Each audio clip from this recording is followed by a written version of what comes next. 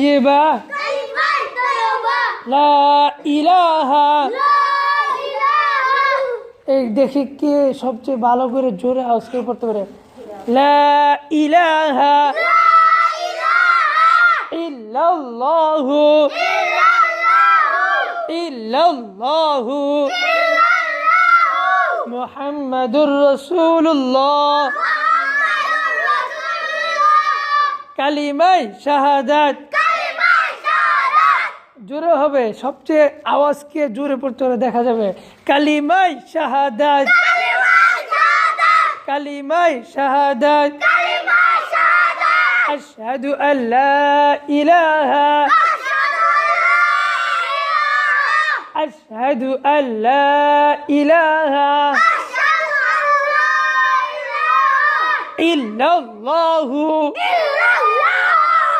ইল্লাল্লাহু